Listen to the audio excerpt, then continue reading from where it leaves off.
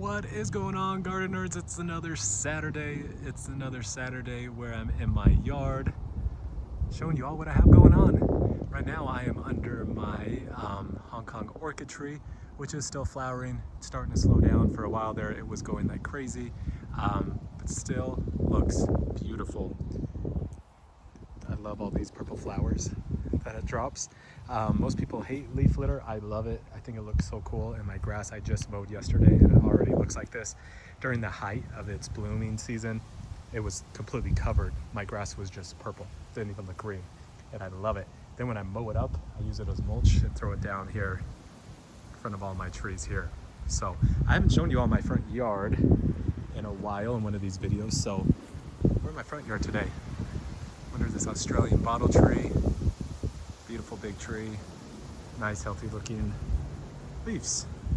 So I pack it in here in my front yard. I obviously have more of a lawn here in my front yard than I do in my backyard, but I still pack it in here pretty good right here.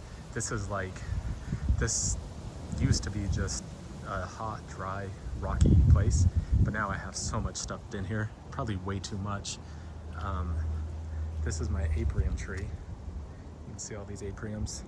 I thin my peaches. I don't trim my apricots because they're already so small anyways, unless it's like there's too many and it's gonna pull the branch down, which this may be one of them. There's tons here that needs to be pulled down. But other than that, I let them be. I've never seen the quality suffer, or the quantity or the size. So I let them be. But this is my Flavor Delight aprium here. You can see I have it pruned in like that vase-like way, so there's nothing here in the middle. It's just the outer scaffolding branches all around, so it puts on tons of fruit, but in a very low area. So meaning it's not a tall tree where I'm reaching up for the fruit. Like at the highest point, I can come up here and easily grab the fruit. So this has been in the ground probably 4 years. Getting lots of fruit this year. Some more back down here. And then these hollyhocks just keep coming up every year. I need to cut them down, but I have such a hard time doing it. Like this one is growing into the middle. So we have apriums here, and then right behind it, we have hollyhocks. I'll probably cut that one down fairly soon so it doesn't shade out my aprium. But these ones are beautiful. They just come back. That's what I love about hollyhocks. Plant them once, you never have to plant them again. They're just gonna keep coming back. Then if you step back here, this is where I throw all my organic waste when I don't have a spot for it, and it just slowly breaks down over time. If you look right here, that's a mango seedling from a mango I ate last summer. Right there, there's another one from a mango I ate last summer. I planted these over the winter. Maybe I planted them in late fall. But this wall right here is a north facing wall, so they're not gonna get tons of sun. They're not gonna get any sun in the winter, and in the summer the sun will shift and they will get some sun, but the house will keep them very warm, and then this will allow them to grow into the sun, at their own pace. Kind of like this loquat tree right here. It's an Oliver variety, probably 10 feet tall now. Get a little closer, you can see the trunk there. That's my AC condension. Is that what you call it? Why am I spacing on the word? That's where the water comes out from my AC, and it is the majority water source of this loquat tree. So I planted that there specifically. But this one is 6 years old. It's an Oliver loquat. I got it when my son was about a year, and his name is Oliver, and I planted it there for him, hoping I wouldn't kill it because it's named after him, and I have it. But anyways, that's what has allowed this loquat to be successful, is because it stays warm. Although loquats don't really need warmth, they can survive our winters no problem. But it also was protected from the sun, and it has, at its own pace, been able to grow up into the sun. So now the top gets full all day sun. This down here rarely gets any sun at all. So I'm excited about these two mangoes. This is creeping fig that I planted and then forgot I planted it and didn't water it. But this is creeping fig I planted because it's here on the north facing wall where it rarely gets sun. Creeping fig will do well in that location. And I want it to grow up here and slowly cover my house because I love all things green.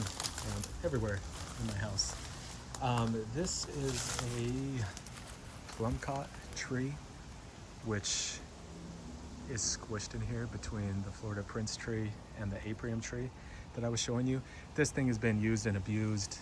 Tree trimmers, one time when they were pruning that palm tree, they dropped multiple palm fronds on it, broke off a graft. It's just been snapped and broken a few times. You can tell it's not looking good. Very chlorotic, not good. Sorry, I'm checking to see if there's any fruit. I don't think I got any fruit set on it this year. I just think it's crowded in here way too much. I love planting trees close together. With most tropicals that works, with honestly most trees it works, but it's not working here because we're talking like 4 feet, 5 feet from there, then over there, probably the same. Just gets shaded out because the Florida Prince grows a lot faster, loves the sun more. This aprium, same thing, so it's just out competing this. I don't know how much longer I'll leave it here. The only reason I haven't torn it out yet is because I love plumcots and my wife loves them even more. But if it's not working, it's not working. I may need to find another spot in my yard to plant a plumcot. But the Florida Prince is doing great. The aprium obviously is doing great as well. Once these two mango seedlings kind of grow into something more, I'm officially out of space back here. Probably already officially out of space. But I love this because these trees in the winter lose their leaves. They look ugly. My neighbors probably hate me. But once it starts warming back up, it's cool to just like see this jungle. I share peaches with my neighbors. That's their fence. And it's annoying to them, so I share. So that they're not too annoyed at me, but I love how it's just this wall of greenery. This is my beloved mango tree. My coconut cream mango tree. One of my top 3 best tasting mangoes. You can see here it has good flowers on it. Not as many as I would have liked. Sorry, I'm trying to zoom in. Can you see that? It's too windy. Some type of bug on it. I thought it was a fly. Flies are actually an insect that... Sorry, I was looking at something weird. Flies pollinate mango flowers, if you didn't know that. They're one of the primary pollinators. So, has some flowers, probably get some mangoes. I got a lot of mangoes last year on this. This one seems to be an alternator, meaning one year it will fruit a decent amount and the next year I'll get nothing. It fruited a decent amount last year and I'm not getting nothing this year, but probably not going to get a lot. So kind of interesting. If anyone else has a coconut cream mango and you've noticed that same pattern or haven't noticed it, let me know. But this is looking really good. So you can tell it's real uneven, more growth over here, not so much right here. That is because I used to have a huge papaya tree right here and it completely shaded it out. So now we have some growth that is starting to come out and grow this way, which will help it even out. But that's the trunk. Need to pull back that mulch. What I'm doing here, some nice flowers that have really taken off. But back here is where I've planted mango seedlings. That's not a seedling, that's obviously a graft.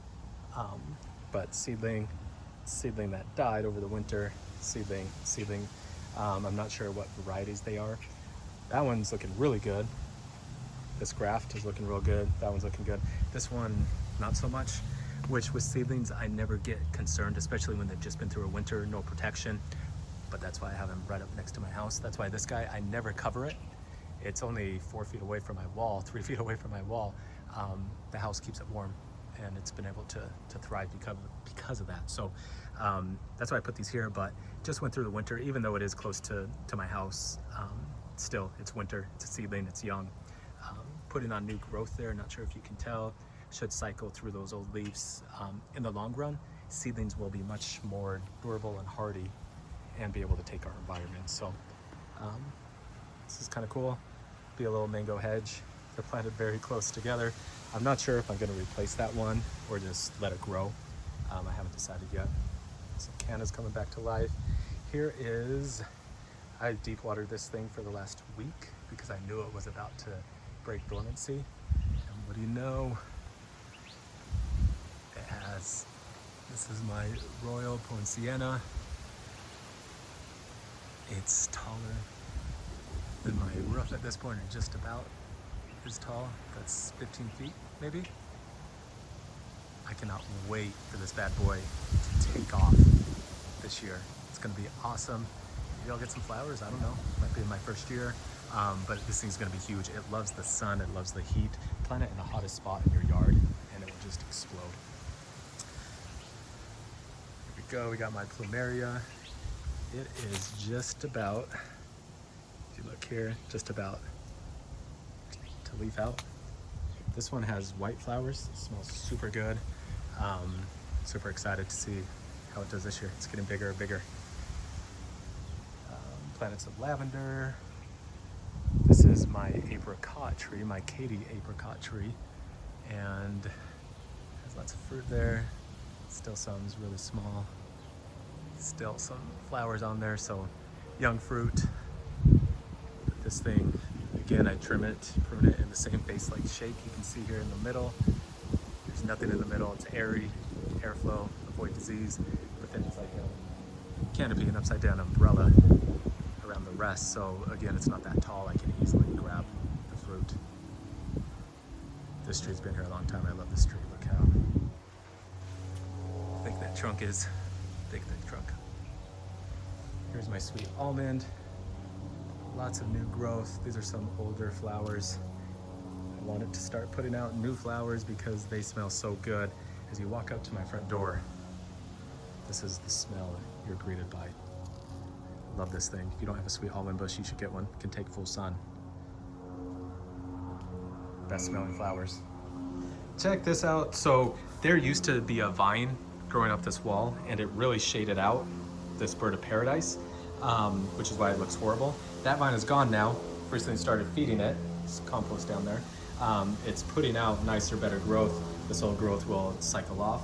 But because it's getting sun and it's getting fed and it's getting watered now, like it should, it's about to flower. Bird of paradise flowers, so cool. Nothing better. Now that I've seen this flower, I'm like, yeah, I need more of these. So currently trying to find spots in my yard where I can plant more birds of paradise. So beautiful. Love the purple hearts. And then one flower that I love and recommend and will always grow and will always encourage others to grow is vinca. I love vinca, so I have this little hedge here of red flowers, over here pink, but these thrive in the summer. They thrive in full sun, thrive in full heat. In the winter they struggle, but I plant them up close to my house and they get through winter just fine, even flower a little bit through winter. And then as soon as spring hits and it starts to warm up, they just take off. And that's currently what they're doing. They're in the process of taking off. I fed them a lot, so they should have tons of flowers here in only just a few weeks. And I think it will be cool, the contrast between the red and the pink, and then the wandering hearts and the bird of paradise. It's gonna look awesome. So that's kind of my front yard, guys. That's what I got going on. Best time of year to be in our yards. Go plant something. If you don't have anything to plant, go visit the nursery. Part of the Gardener Club. You get discounts at the nursery. Go visit. Go buy trees, go buy plants, go plant things. Enjoy our beautiful weather. Make Arizona cool, make it green, or wherever you live. Thanks for watching, guys. See you next Saturday.